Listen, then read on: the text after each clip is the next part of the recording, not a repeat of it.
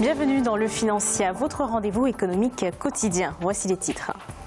La CEMAC a perdu des positions concurrentielles à l'international. Les produits de la zone ont perdu en compétitivité, une situation due à une dépréciation du franc CFA. Réduction de l'impôt minimum de 400 000 francs CFA à 150 000 francs CFA pour les petites et moyennes entreprises au Bénin. Une mesure qui est inclue dans la loi de finances 2019 du pays et qui suscite la controverse. Et en fin d'édition, nous ferons le point sur les marchés boursiers du continent.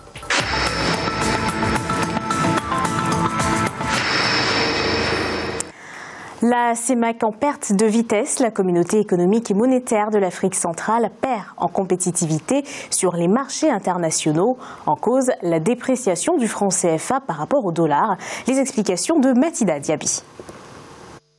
Les produits exportés par la communauté économique et monétaire de l'Afrique centrale ont perdu en compétitivité sur les marchés internationaux. Le taux de change effectif réel, qui mesure la compétitivité prix, a augmenté de 1,8% de juin à septembre 2018. Selon la Banque des États de l'Afrique centrale, qui a annoncé ces chiffres, cela s'explique par la dépréciation du franc CFA par rapport au dollar de 3,1% et par rapport à l'euro de 0,3%. La première conséquence, c'est que les revenus nets en monnaie dure, ça veut dire en euros, vont devoir baisser. Ça veut dire qu'en fait, ça va un petit peu fragiliser les pays de la zone CEMAC. Le problème, c'est la diversité de l'économie de la zone CEMAC.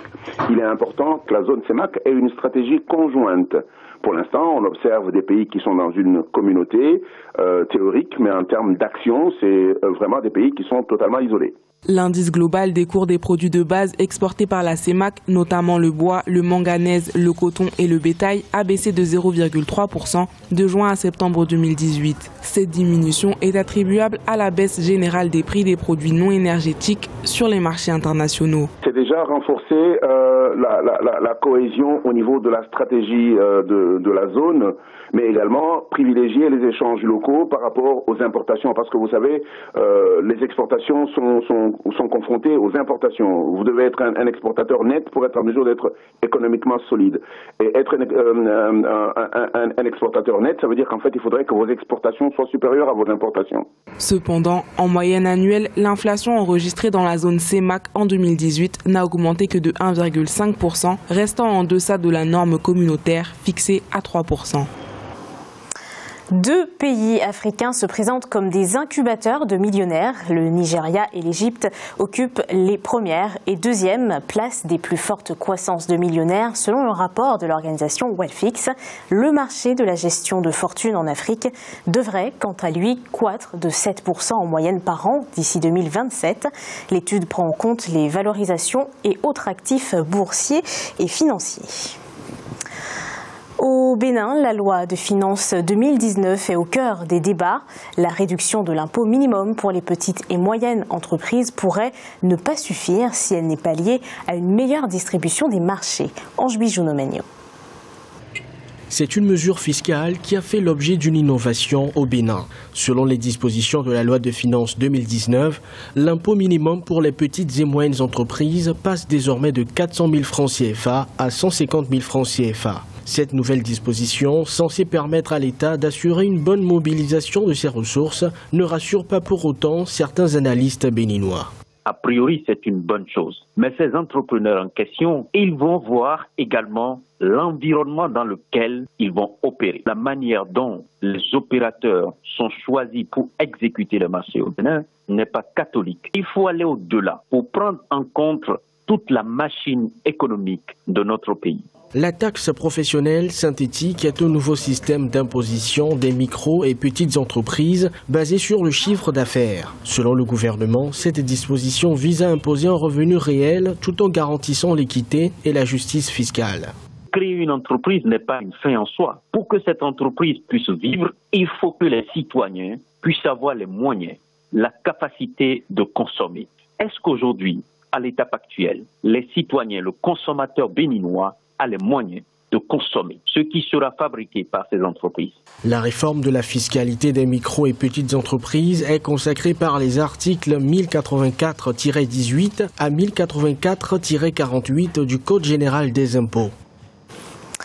C'est un secteur rentable, mais non exploité en Algérie. Il s'agit du secteur des déchets. Ils ont une grande valeur commerciale.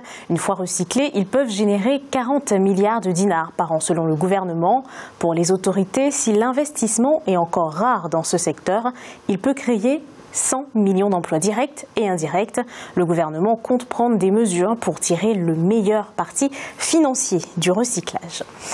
Elle ne cesse de s'étendre dans le cadre de son plan d'expansion 2018-2022. La banque nigériane Access Bank prévoit de s'implanter dans 3 nouveaux pays africains en 2019. La banque est déjà présente en République démocratique du Congo, en Gambie, au Ghana, au Rwanda, en Sierra Leone et en Zambie. Access Bank souhaite également ouvrir une succursale à Hong Kong et aux États-Unis. L'un de ses plus grands projets reste la fusion avec la Diamond Bank. Écoutons justement les explications du directeur général Herbert Wigel. Nous sommes déjà présents dans 15 pays à travers le monde. Avant la fin de l'année en cours, nous serons présents dans 3 autres pays africains. Nous avons une licence bancaire à part entière à Dubaï. Nous sommes la plus grande banque africaine au Royaume-Uni. Nous avons des bureaux de représentation en Chine, en Inde et au Liban. Et avant la fin du premier semestre 2019, nous allons nous implanter à Hong Kong. Nous voulons être la porte de l'Afrique sur le monde.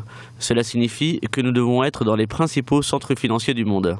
La fusion avec la Diamond Bank formera une banque nigériane de premier plan et la plus grande banque d'Afrique par le nombre de clients.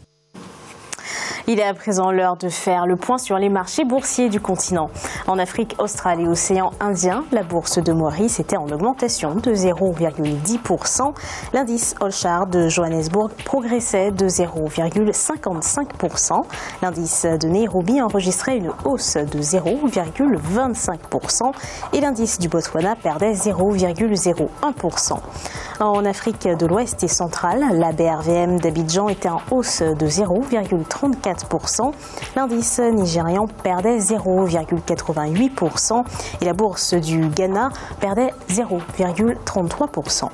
Et en Afrique du Nord, la bourse de Casablanca était en augmentation de 0,07%. L'indice égyptien était en baisse de 0,29% et l'indice tunisien était en hausse de 0,04%. C'est la fin de cette édition du Financial. Merci de nous avoir suivis. On se retrouve bientôt pour un nouveau rendez-vous de l'économie.